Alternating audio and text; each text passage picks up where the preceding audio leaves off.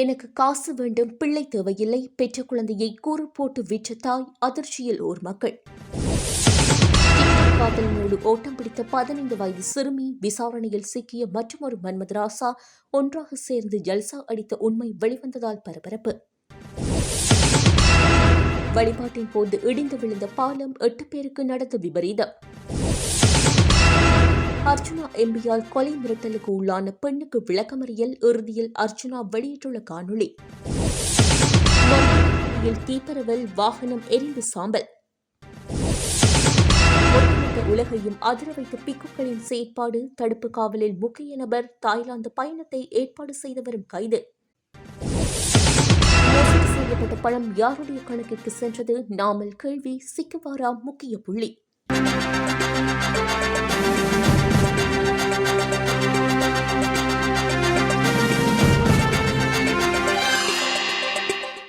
TikTok காதலரோடு ஓட்டம் பிடித்த 15 வயது சிறுமியை போலீசார் மீட்டு விசாரணை நடத்திய போது அவர் ஏற்கனவே இன்னும் ஒரு காதலனால் பாலியல் வன்புணர்வுக்கு உள்ளாகியுள்ள சம்பவம் வெளிச்சத்திற்கு வந்துள்ளது.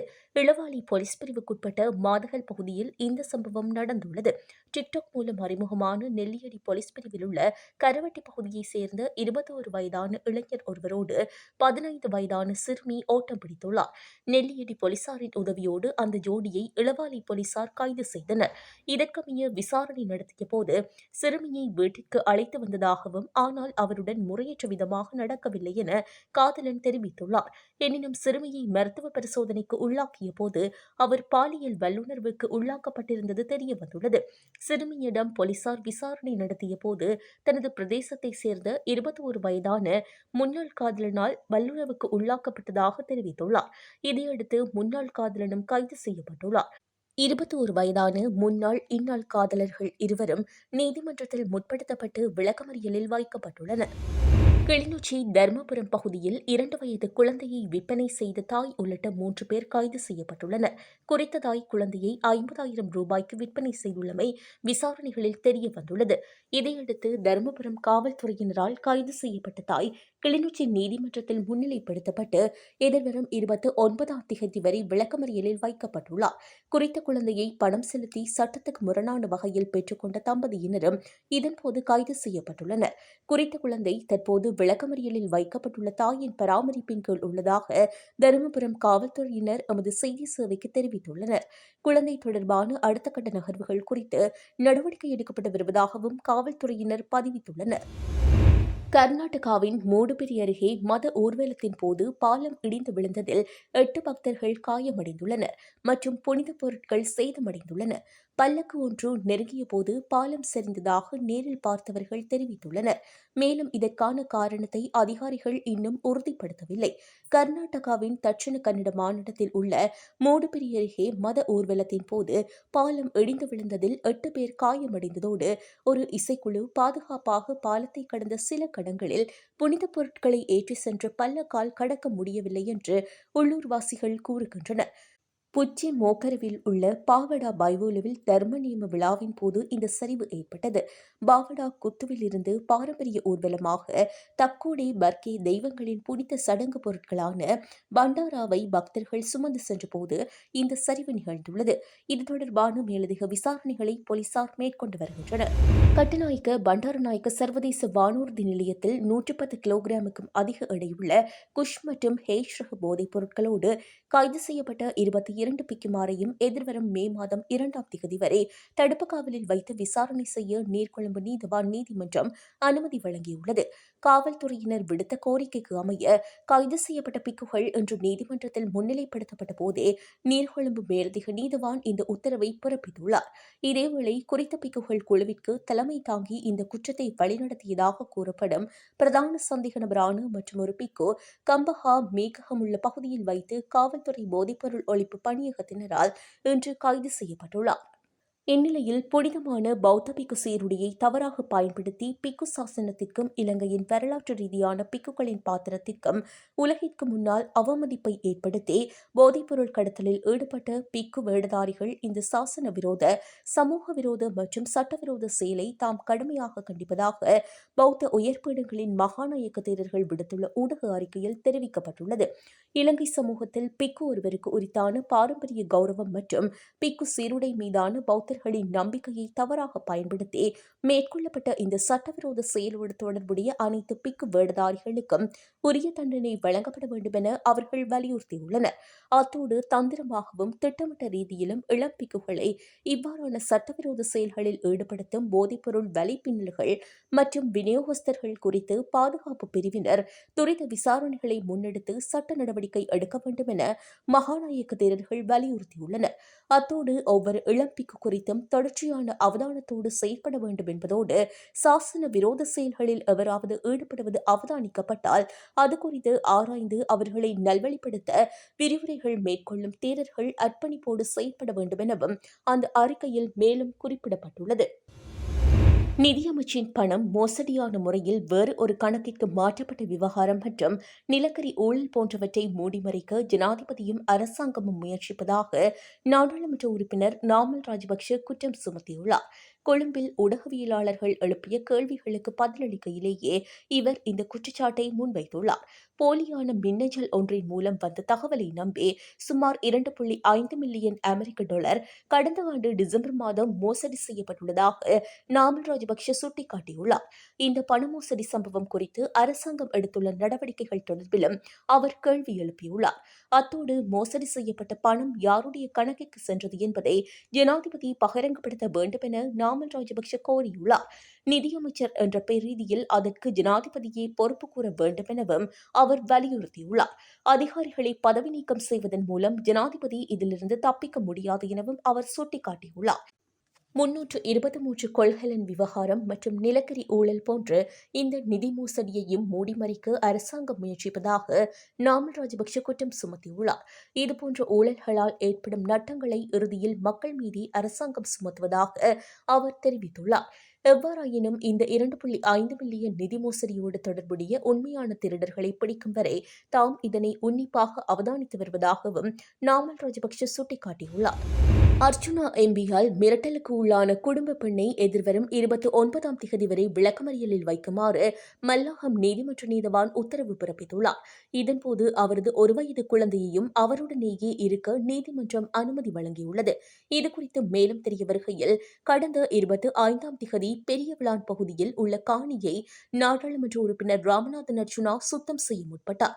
இந்நிலையில் அந்த பகுதியில் தமது காணியும் இருப்பதாக தெரிவித்து சிலர் அவரோடு முரண்பாட்டில் ஈடுபட்டனர். குறித்த காணி எல்லை பிரச்சினை தொடர்பாக நீதிமன்றத்தில் ஏற்கனவே வழக்கு நடைபெற்று வருகின்றது. அந்த வகையில் விளக்கமறியலில் வைக்கப்பட்ட பெண்ணின் உறவினரான இளைஞர் ஒருவரும் அந்த இடத்திற்கு சென்ற நிலையில் அர்ச்சுனா எம்பி அந்த இளைஞனை எட்டி காலால் உதைத்ததாக அந்த இளைஞரின் உறவினர்கள் கூறுகின்றனர். இந்நிலையில் நாடாளுமன்ற உறுப்பினர் ராமநாதன் அர்ச்சுனா தனது கைத்துப்பாக்கியை எடுத்து நீட்டி உன்னை கொலை செய்வேன் என அந்த பெண்ணுக்கு பகிரங்கமாக கொலை மிரட்டல் விடுத்துள்ளார். இதன்போது சட்டத்தரணி கௌசல்யாவும் அந்த பெண்களோடு வாக்குவாதத்தில் ஈடுபட்டதோடு அவர்களை காணொலியும் பதிவு செய்துள்ளார். பின்னர் அர்ச்சுனா இளவாலை போலீஸ் நிலையத்தில் முறைப்பாடு பதிவு செய்த நிலையில் குறித்த பெண்ணை கைது செய்த போலீசார் மல்லாகம் நீதிமன்றத்தில் அவரை நேற்றைய தினம் முற்படுத்தியுள்ளனர். இவ்வாறான சூழ்நிலையிலேயே அதுவரை எதிர்வரும் 29ஆம் திகதி வரை விளக்கமறியலில் வைக்குமாறு நீதவான் உத்தரவிட்டுள்ளார். இருப்பினும் பகிரங்க கொலை மிரட்டல் மற்றும் இளைஞரை தாக்கிய நாடாளுமன்ற உறுப்பினர் ராமநாதன் அர்ச்சுனா மீது இதுவரை எந்தவிதமான நடவடிக்கையும் எடுக்கப்படவில்லை. இந்நிலையில் நாடாளுமன்ற உறுப்பினர் ராமநாதன் அர்ச்சுனா தன்னுடைய தோட்டாக்கள் இல்லை எனவும் அங்கு நடந்த சம்பவத்தை தெளிவுபடுத்தியும் காணொலியொன்றினை வெளியிட்டுள்ளார். மட்டக்களப்பு களுவாஞ்சிக்குடி பிரதேசத்தில் இயங்கி வந்த தங்க ஆபரணங்களை அடகு பிடிக்கும் நிறுவனம் ஒன்றின் முகாமையாளர் 1,57 லட்சம் ரூபாய் பெறுமதியான தங்க ஆபரணங்கள் மற்றும் 17 லட்சம் ரூபாய் பணத்தோடு தப்பியோடியுள்ளதாக மாவட்ட விசேட குற்ற விசாரணை பிரிவின் தெரிவித்துள்ளனர். அன்றைய தினம் குறித்த முகாமையாளர் நிறுவனத்தின் கணக்காளரை அணுகி நகைகளை அடகு வைத்த வாடிக்கையாளர் ஒருவர் தனது கணவரோடு தகராறு செய்துள்ளார். எனவே அவர்கள் நகைகளை பார்வையிட வருவார்கள் என கூறி பாதுகாப்பு பாதுகாப்பு பெட்டகத்திலிருந்து நகைகளை எடுத்து தனது மேசையில் வைத்துள்ளார். இதனைத் தொடர்ந்து கொழும்பு தலைமை அலுவலகத்திலிருந்து வங்கி வைப்பிலிடப்படாத பணம் குறித்து கேட்கப்பட்ட போது அங்கிருந்த 17 லட்சம் ரூபாய் பணத்தை தான் வங்கியில் வைப்பிலிடப் போவதாக கூறி கணக்காளரிடமிருந்து முகாமையாளர் பெற்றுக் கொண்டுள்ளார். அதன் பின்னர் நகைகளை வாடிக்கையாளரிடம் காட்டிவிட்டு வருவதாக கூறி நகைகள் மற்றும் பணத்தோடு பிற்பகல் 2:30 மணியளவில் நிறுவனத்தில் இருந்து வெளியேறியுள்ளார். மாலை நேரமாகியும் அவர் பணிக்கு திரும்பாததால் அவரது அலைபேசிக்கு தொடர்பு கொண்டபோது அது செயலிழப்பில் இருந்தது. அவர் திட்டமிட்டே நகைகள் மற்றும் பணத்தோடு தலைமறைவாகியுள்ளமை போலீசாரின் ஆரம்பகட்ட விசாரணையில் தெரிய வந்துள்ளது.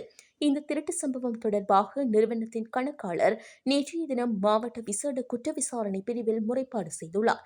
தலைமறைவாகியுள்ள முகாமையாளர் நாவலப்பட்டி பிரதேசத்தை சேர்ந்தவர் என போலீசார் தெரிவித்துள்ளனர். மாவட்ட விசேட குற்ற விசாரணை பிரிவு போலீசார் இது தொடர்பான மேலதிக விசாரணைகளை முன்னெடுத்து வருகின்றனர். தம்புள்ளை மாத்தளை பிரதான வீதியின் நாவல நாலத்த பகுதியில் நேற்று காலை நடைபெற்ற வீதி விபத்தில் 11 பேர் காயமடைந்துள்ளனர். தனியார் பேருந்து ஒன்றும் இலங்கை போக்குவரத்து சபைக்கு சொந்தமான பேருந்து ஒன்றும் இன்று காலை நேருக்கு நேர் மோதி விபத்துக்குள்ளாகியுள்ளன. இந்த விபத்தில் காயமடைந்த 11 பயணிகள் சிகிச்சைக்காக நாளந்த மாவட்ட மருத்துவமனை மற்றும் மாத்தளை மருத்துவமனையில் அனுமதிக்கப்பட்டுள்ளனர். இதேவேளை அவர்களில் ஒருவரது நிலை கவலைக்கிடமாக உள்ளதாக மருத்துவமனை வட்டாரங்கள் தெரிவிக்கின்றன. சம்பவம் தொடர்பில் தனியார் பேருந்தின் சாரதியை காவல்துறையினர் கைது செய்துள்ளனர். இதேவேளை விபத்தின் பின்னர் இலங்கை போக்குவரத்து சபை பேருந்தின் சாரதி அந்த இடத்திலிருந்து தப்பிச் சென்றுள்ளதாக தெரிவிக்கப்பட்டுள்ளது. குறித்த விபத்து தொடர்பான மேலதிக விசாரணைகளை நாவலகல காவல்துறையினர் முன்னெடுத்து வருகின்றனர். மொரட்டுவ எக்குட உயன பகுதியில் உள்ள குடியிருப்பு பகுதியில் நேற்று திடீரென தீ விபத்து ஏற்பட்டுள்ளது. தீப்பரவலை கட்டுப்படுத்துவதற்காக 4 தீயணைப்பு வாகனங்கள் சம்பவ இடத்திற்கு விரைந்துள்ளதாக தீயணைப்பு படையினர் தெரிவித்துள்ளனர். தனது சுகவீனம் குறித்து அக்கறை காட்டி விரைவில் குணமடைய பிரார்த்தனை செய்த மற்றும் நலம் விசாரித்த அனைவருக்கும் முன்னாள் ஜனாதிபதியும் ஐக்கிய தேசிய கட்சியின் தலைவருமான ரணில் விக்ரமசிங்கே தனது இதயபூர்வமான நன்றிகளை தெரிவித்துள்ளார். தான் சுகஈனமுற்றுள்ளதாக வெளியான தகவலை அடுத்து எண்ணற்ற தொலைபேசி அழைப்புகள் மற்றும் குறுஞ்செய்திகள் மூலம் மக்கள் நலம் விசாரித்ததாக அவர் குறிப்பிட்டுள்ளார். மக்களின் இந்த அன்பும் அக்கறையும் தான் விரைவில் குணமடைவதற்கு பெரும் தைரியத்தை அளித்துள்ளதாக அவர் மேலும் தெரிவித்துள்ளார். தனது ஆரோக்கியத்திற்காக நாடு முழுவதும் சர்வமத வழிபாடுகளை முன்னெடுத்த பொதுமக்களுக்கு அவர் தனது விசேட நன்றிகளை தெரிவித்துள்ளார். குறிப்பாக ஐக்கிய தேசிய கட்சியின் ஆதரவாளர்கள் தனக்காக தங்களால் இயன்ற அனைத்து வழிகளிலும் பிரார்த்தனைகளையும் ஒத்துழைப்பையும் வழங்கியமையை தான் அறிவதாகவும் அதற்கு தனது நன்றிகளை உரித்தாக்குவதாகவும் ரணில் விக்ரமசிங்கே விடுத்துள்ள அறிக்கையில் குறிப்பிடப்பட்டுள்ளது. வீதி அபிவிருத்தி அதிகார சபையால் கடந்த 2023 ஆண்டில் ஒப்பந்தக்காரர்கள் சிலருக்கு இணையவழியூடாக செலுத்தப்பட்ட சுமார் 380 மில்லியன் ரூபாய் கொடுப்பனவு தவறுதலாக மீண்டும் ஒருமுறை வழங்கப்பட்டுள்ளதாக நாடாளுமன்ற உறுப்பினர் நளின் பண்டார நேற்று வெளியிட்ட தகவலை வீதி அபிவிருத்தி அதிகார சபையின் நிர்வாகம் திட்டவட்டமாக நிராகரித்துள்ளது. இதுகுறித்து வீதி அபிவிருத்தி அதிகார சபை வெளியிட்டுள்ள அறிக்கையில் நாடாளுமன்ற உறுப்பினர் நளின் பண்டாரவின் இந்த கூற்று முற்றிலும் அடிப்படையற்றது எனவும் உண்மை தகவல்களை மறைத்து இது முன்வைக்கப்பட்டுள்ளதாகவும் தெரிவிக்கப்பட்டுள்ளது. சமூக வலைதளங்களில் பரவி வரும் இந்த தகவல் பொதுமக்களை தவறாக வழிநடத்தும் செயலாகும் என அந்த அதிகார சபை சுட்டிக்காட்டியுள்ளது. எந்த ஒரு சந்தர்ப்பத்திலும் வீதி அபிவிருத்தி அதிகார சபையால் இவ்வாறு 2 முறை கொடுப்பனவுகள் வழங்கப்படவில்லை. அதிகார சபைக்கு சொந்தமான கணக்குகளில் இருந்து அத்தகைய நிதி பரிமாற்றங்கள் இடம்பெறவில்லை என்பது உறுதிப்படுத்தப்பட்டுள்ளதோடு இதன் காரணமாக அதிகார சபைக்கு எந்தவித நிதி இழப்பும் ஏற்படவில்லை என்றும் குறிப்பிடப்பட்டுள்ளது. நிதி முறைகேடு நடந்துள்ளதாக கூறி அதனோடு வீதி அபிவிருத்தி அதிகார சபையை தொடர்புபடுத்த எடுக்கும் எந்தவொரு முயற்சியும் பொறுப்பற்ற மற்றும் ஆதாரமற்ற செயலாகும். நாடாளுமன்ற உறுப்பினரின் இந்த உள்நோக்கம் கொண்ட அறிக்கை குறித்து அதிகார சபை தற்போது மீளாய்வு செய்து வருவதோடு இது தொடர்பாக தகுந்த சட்ட நடவடிக்கை எடுக்கவும் திட்டமிட்டுள்ளது. அரசு நிறுவனங்களின் நற்பெயருக்கு களங்கம் விளைவிக்கும் வகையில் சரிபார்க்கப்படாத தகவல்களை பரப்புவதை தவிர்க்குமாறு ஊடகங்கள் மற்றும் பொதுமக்களிடம் அதிகார சபை வேண்டுகோள் விடுத்துள்ளது. இதேவேளை நாடாளுமன்ற உறுப்பினர் நளின் பண்டாரவின் இந்த குற்றச்சாட்டு முற்றிலும் பொய்யானது என போக்குவரத்து பிரதி அமைச்சர் பிரசன்ன குணசேன தெரிவித்துள்ளார். இதுகுறித்து வீதி அபிவிருத்தி அதிகார சபை மேலதிக விளக்கங்களை வழங்கும் என்றும் அவர் இதன்போது குறிப்பிட்டுள்ளார். இதுபோன்ற செய்திகளை தெரிந்து கொள்ள யாழ் டிவி நியூஸ் சேனலை சப்ஸ்கிரைப் செய்து அருகே இருக்கிற பெல் பட்டனையும் கிளிக் செய்து கொள்ளுங்க. மேலும் இதுபோன்ற செய்திகளை உடனுக்குடன் தெரிந்து கொள்ள யாழ்டிவி.com எனும் இணையதளத்தின் வாயிலாக எங்களோடு இணைத்துக் கொள்ளுங்கள்.